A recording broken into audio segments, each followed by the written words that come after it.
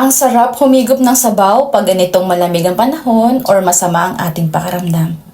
Tara, samahan niyo akong magluto ng tinolang manok na siguradong mapapa-extra rice. Ayan, maglagay po tayo ng 2 to 3 tablespoon ng ating mantika. Any mantika po is pwede nyong gamitin. Ang una po natin gagawin is isisir po natin ang ating manok or ipapa-brown po natin ng konti bawat side ng ating manok. Ganyan po yung gusto kong luto, yung parang ginigisa o sinusutay po muna ang ating manok.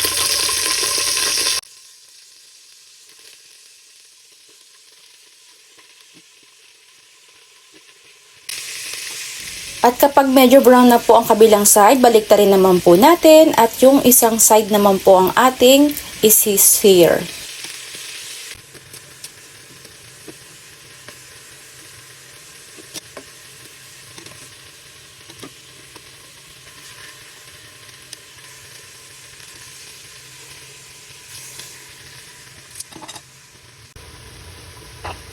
And para clear din po yung sabaw ng ating tinola, ang the best po is hugasan po natin ang ating manok ng 5 beses.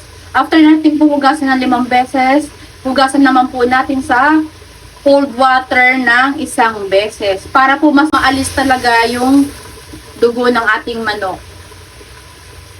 Sa pareho pong pan na pinaglutuan natin po ng ating chicken, ilagay naman po natin ang ating luya. Marami pong luya yung aking nilagay kasi nga po kami po ng mga bata ay sinisipon. And marami pong benefits ang luya. Pag may sama ang ating pakiramdam, nagbibigay ginhawa din yan.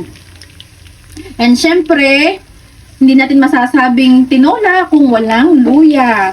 Pero pwede rin po kayo maglagay ng tanglad. Sa probinsya po namin, pag nagluluto kami ng tinola, may tanglad po. Kaso, alam nyo na, pag nasa city tayo, budget,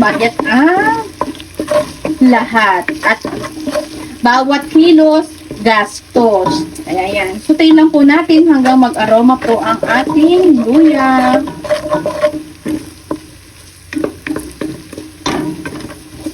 At pag nag-infuse na po ang aroma ng ating luya, lagay na rin po natin ang ating sibuyas. Then naglagay na po pala ako ng aking technique. Siyempre, alam nyo na ang asin. Naglagay na po ako. Sorry, hindi ko nasabi. Kaya dal-dal po. Ayan.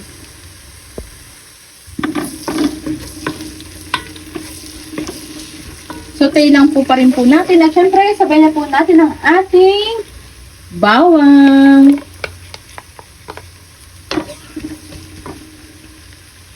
At pag po nag-infuse na at nag-aroma na po ang amoy ng bawang, sibuyas at ang ating luya, ilalagay na po natin ang ating pinasear na chicken.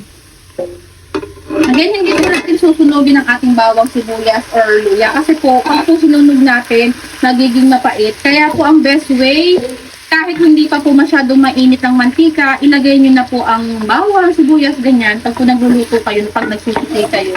Para po hindi masunog. Huwag po ninyong ilalagay na sobrang init yung mantika. Kasi paniguradong sunog po talaga yun. Ayan. Mix lang po natin. Hindi na po natin natagnukan lang isutay pa kasi ano na yun, nasira na natin. Maglagay po tayo ng pamyentang buo. Yes, pamyentang buo po ang aking lalagay. Naamoy ko na po yung aroma ng luya, ang bango. At maglagay po tayo ng 2 tablespoon ng patis.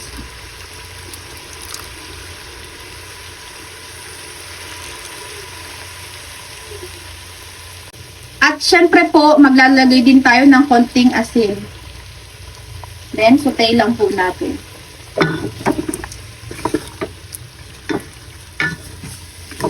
At maglagay po tayo ng tubig. Depende po yung dami ng tubig sa gusto nyong dami rin ng sabaw.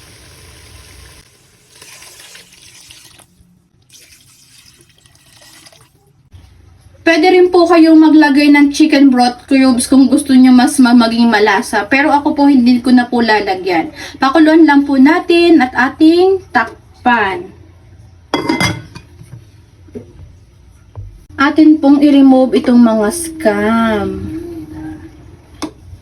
Scam or scam. Basta po hindi ko alam tamang pronunciation. Yan po ay yung another dumi ng chicken. Pwede para po mas maging clear pa rin po yung ating soup. Pero kung ayaw nyo po na alisin itong scum ng chicken, okay lang din po. Kaso hindi siya totally clear yung soup ng ating tinola.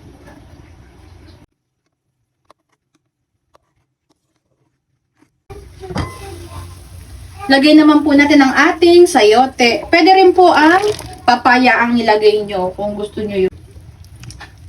And, lutuin lang po natin ang ating sayote. Takpan po ulit natin. Pero, papahinaan na po natin ang ating apoy para po hindi na masyadong mabawasan ng ating sabaw.